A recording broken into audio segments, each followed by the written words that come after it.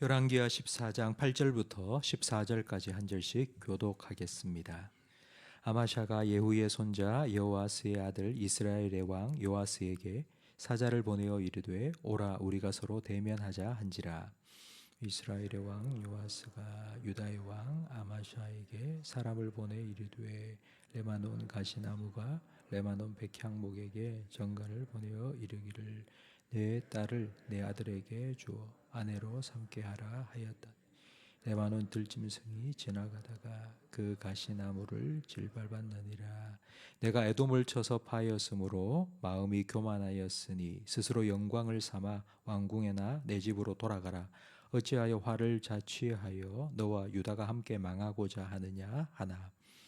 아마샤가 듣지 아니하므로 이스라엘의 왕 요아스가 올라와서 그와 유다의 왕 아마샤가 유다의 베세메스에서 외면하였더니 유다가 이스라엘 앞에서 패하여 각기 장막으로 도망한지라.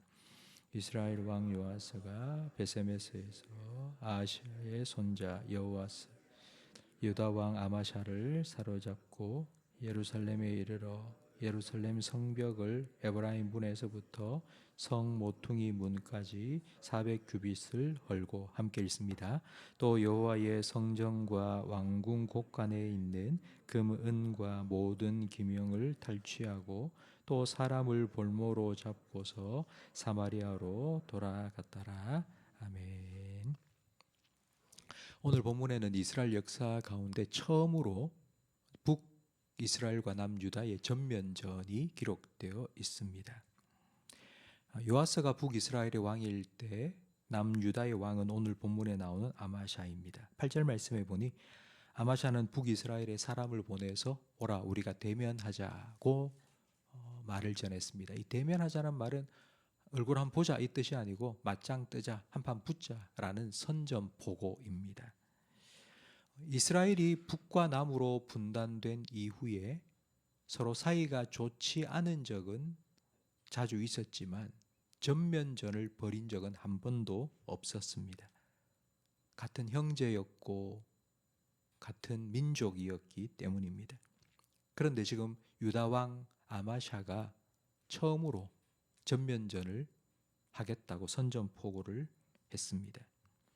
이 선전포고에 대한 북이스라엘의 반응이 9절 말씀에 기록되어 있는데 가시나무가 백향목에게 대들다가 지나가는 들짐승에게 짓밟혔다 라고 말했습니다. 이 말은 까불지 마라, 너 까불다가 죽는다 이런 의미입니다. 그도 그럴 것이 북과 남이 나뉠 때에 남유다는 유다와 베냐민 두 지파만 속했고 나머지 10지파는 북이스라엘에 속했습니다.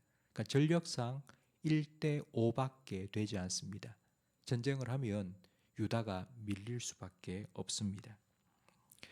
그런데 왜 남유다의 왕 아마샤는 북이스라엘과 전쟁을 하려고 했을까요? 그 속내가 10절 말씀에 기록되어 있습니다. 네가 에돔을 쳐서 파하였으므로 마음이 교만하였으니. 전쟁 한번 했습니다. 그러니까 에돔과 전쟁을 한번 해서 이겼습니다. 한번 이기고 나니 기고만장한 것입니다. 그래서 내가 한번 이겼으니 북이스라엘쯤 내가 쳐서 또 이길 수 있겠다라고 교만했습니다.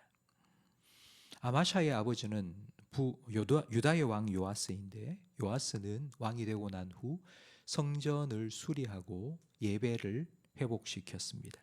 하나님께서는 그런 유다를 이뻐 여기시고 덤으로 경제적인 번영과 군사적인 안정도 주셨습니다. 요아스가 죽고 그 모든 것을 이 아마샤가 물려받았습니다. 그래서 아마샤는 강한 군사를 이끌고 에돔을 쳐서 셀라라는 지역을 정복해서 유다에 복속시켰습니다. 이런 한 번의 승리를 맛본 아마샤는 북쪽으로 눈을 돌려서 북이스라엘과 전쟁을 해야 되겠다는 마음을 먹게 된 것입니다. 내가 에돔과 싸워 승리했으니 북이스라엘도 쳐서 다윗 왕의 통일 왕국을 다시 회복시킬 수 있겠다라고 생각한 것입니다. 결국 전쟁은 발발했고 예상대로 유다는 대패했습니다. 북이스라엘은 남유다의 성전과 왕궁의 곳간에 있는 모든 금은 보화를 탈취해 갔고 유다 왕 아마샤도 포로로 잡혔고 그리고 유다 백성들도 포로로 끌려갔습니다. 이 전쟁 통해 예루살렘 성벽이 약 400규빗이 파괴되었는데 지금으로 하면 한 200m 정도입니다. 엄청난 손실을 겪게 된 것입니다. 아마샤 한 사람의 교만으로 인해 자기뿐만 아니라 유다 백성이 큰 고통을 겪게 되었습니다. 잠언 16장 18절 말씀에 보면 교만은 패망의 선봉이요 거만한 마음은 넘어짐의 앞잡이라고 말씀하십니다. 성경의 곳곳에 교만하지 말고 겸손해라, 겸손해라 라는 말씀이 참 많이 나옵니다. 우리 그리스도인의 가장 중요한 덕목 중에 하나가 바로 이 겸손입니다. 어거스틴은 어느 날 제자로부터 이런 질문을 받았습니다. 선생님, 그리스도인으로 살아가기에 제일 중요한 것이 무엇입니까? 그러자 어거스틴은 대답했습니다. 첫째는 겸손이다. 그럼 둘째는 무엇입니까? 둘째도 겸손이다. 셋째는 무엇입니까? 셋째도 겸손이다. 겸손하지 않으면 어떻게 됩니까? 교만해진다. 그럼 교만은 무엇입니까? 그러자 어거스틴은 이렇게 대답했습니다. 내가 겸손하다고 생각하는 것이 교만이다. 세상 사람들은 이 겸손을 자기를 낮추는 것이라고 생각합니다. 근데 성경이 말하는 겸손은 그렇지 않습니다. 성경은 사람들 앞에서 자기를 낮추는 게 겸손이 아니라 하나님 앞에서 진짜 자기의 모습을 깨닫고 자기의 본래의 모습을 인정하는 것이 겸손이라고 말씀합니다. 하나님 앞에서 나는 구제 불가능한 죄인이고 하나님의 심판을 받아 마땅한 죄인이며 나는 부족하고 연약한 인간일 뿐이라고 인정하는 것이 겸손입니다. 성경이 말하는 겸손은 나를 낮추는 것이 아니라 하나님을 높이는 것입니다. 승리를 이루었다면 내가 잘해서 승리했다가 아니라 하나님께서 도우시고 은혜 베푸셨기 때문에 하나님께서 내게 이 승리를 주셨다고 감사하는 것이 겸손입니다. 겸손한지 안 한지 우리가 알 수 있는 가장 좋은 표지는 바로 기도입니다. 겸손한 사람은 기도합니다. 기도하지 않는 사람은 하나님 없이도 살 수 있다고 생각하는 교만한 사람입니다. 하나님의 도움 없이 하나님의 은혜가 없이도 나는 살 수 있다고 생각하는 교만한 사람입니다. 오늘 본문에 나오는 유다왕 아마샤의 교만이 바로 이것이었습니다. 전쟁에 승리하고도 하나님께 감사한 적도 없고요. 북이스라엘과 전쟁을 할까요 말까요? 하나님께 기도하고 물어본 적도 없습니다. 그래서 아마샤는 교만해서 그 교만으로 인해 망하고 말았습니다. 우리가 앞에서 불렀던 찬송가 585장 2절 가사에 보면 내 힘만 의지할 때는 패할 수밖에 없도다. 힘 있는 장수 예수 그리스도 그분께서 나의 도움이 되고 나의 반석이 되고 나의 힘이 되어 주실 때에 우리는 계속하여 승리할 수 있다고 노래했습니다. 성도 여러분, 어제의 승리가 오늘의 승리를 보장해 줄 수 없습니다. 어제 우리가 승리했다 할지라도 오늘 하나님께서 또 우리에게 은혜를 베푸시고 우리를 붙들어 주시고 우리에게 힘을 주셔야지만이 오늘도 우리 그리스도인으로서 세상에서 승리하며 살아갈 수 있습니다. 그래서 우리는 어제도 기도했고 오늘도 기도하기 위해서 하나님의 도움을 얻기 위해서 이 자리에 모였습니다. 바울은 내가 약할 때에 주님의 강함이 나와 함께 한다고 고백했습니다. 그래서 내가 약할 때에 오히려 내가 강하다고 고백했습니다. 저는 이 바울의 고백이 저와 여러분의 고백이 되기를 간절히 바랍니다. 하나님 앞에서 여러분 겸손하세요.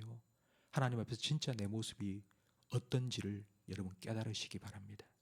사람들 앞에서 내가 잘난 것 같고 사람들 앞에서는 내가 인정받는 것 같고 사람들에게 내가 존경받는 것 같아도 하나님 앞에서는 똑같은 한낱 죄인일 뿐이고 먼지와 같고 버러지와 같은 한 인간일 뿐입니다. 그 하나님 앞에서 겸손하게 엎드리시고 하나님의 은혜를 구하고 하나님의 도움을 힘입어서 바울처럼 내가 약할 그때에 주님이 강하신 주님이 나와 함께 하셔서 내게 이렇게 힘을 주시고 능력 주셨다고 날마다 승리의 감사를 하나님께 올려드리며 살아가시는 저와 여러분들이 되시기를 예수님의 이름으로 축복합니다. 기도하겠습니다. 하나님 아버지, 하나님께 나아와 기도할 수 있는 겸손한 믿음을 우리에게 허락하여 주셔서 감사합니다. 어제의 승리가 오늘의 승리를 보장할 수 없기 때문에 오늘도 주님의 도움과 은혜가 필요하기 때문에 기도의 자리에 나와 주님 앞에 엎드린 우리 성도들을 긍휼히 여기시고 우리가 약할 때에 강함이 되어주시는 주님의 손길로 오늘 우리 성도들의 삶을 붙드시고 인도해 주시옵소서.